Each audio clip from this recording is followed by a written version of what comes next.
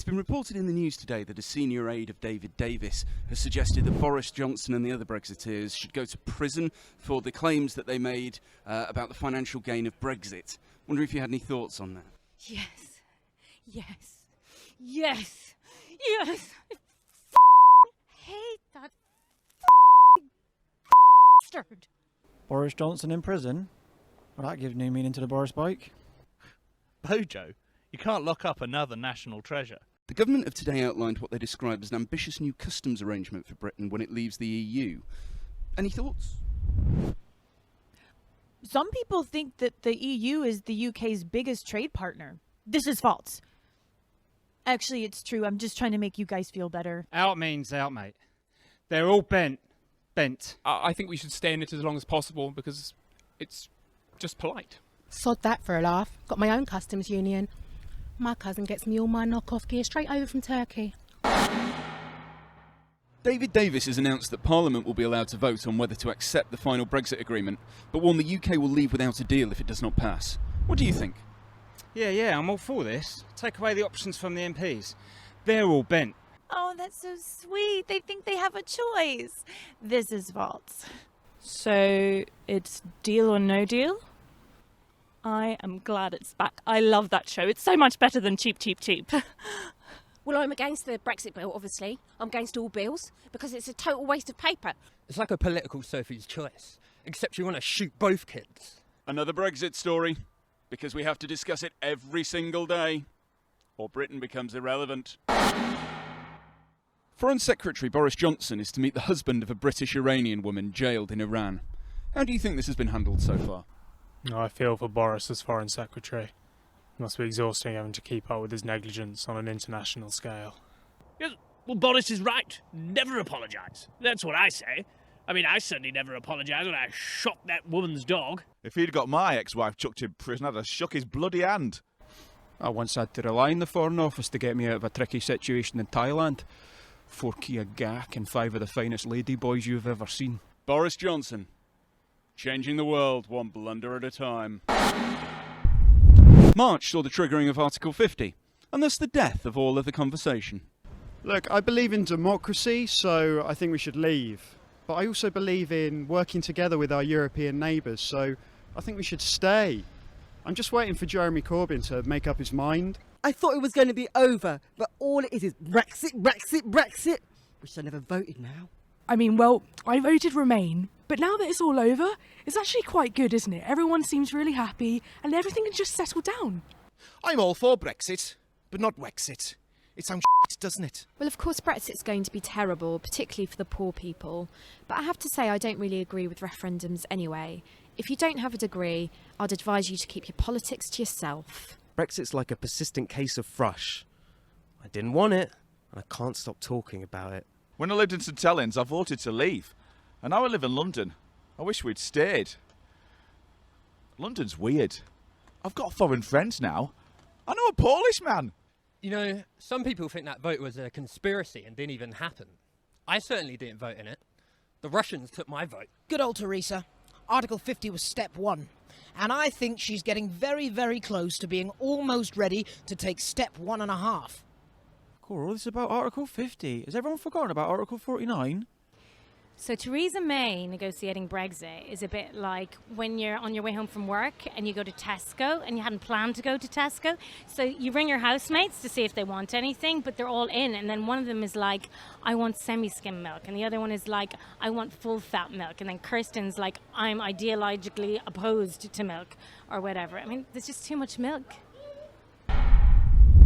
June also saw a snap general election, which left Theresa May desperately trying to prop up her failing government.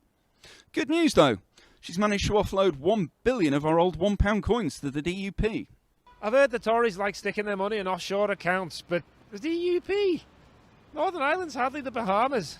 Oh, Jeremy Corbyn! Of course, Corbyn was the real winner, in that he got the second highest number of votes, and a song.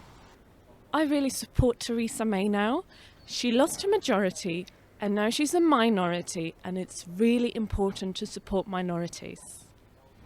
So we take £1 billion from the Saudis to give £1 billion to the DUP, so we're basically money launderers for extremists.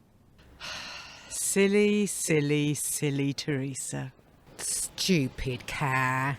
Corbyn had ties to the IRA, but now Theresa May's given £1 billion to a Northern Irish party founded on extremist terrorism. Classic one-upmanship there, and another win for the Conservatives. On Tuesday, David Davis announced an agreement for Britain's transitional phase out of the EU, which will last until 2020. On Wednesday, angry Brexiteers staged a flotilla stunt, throwing dead fish into the Thames in protest of the EU's fishing policies. Some of us are going hungry in this country, and Nigel's just chucking fish in the Thames. It's disgraceful, like his EU fishery attendance record. 1 in 42. I think it's great that we've made so much progress and we're all going to be friends. Imagine what it'd be like if we just stayed in.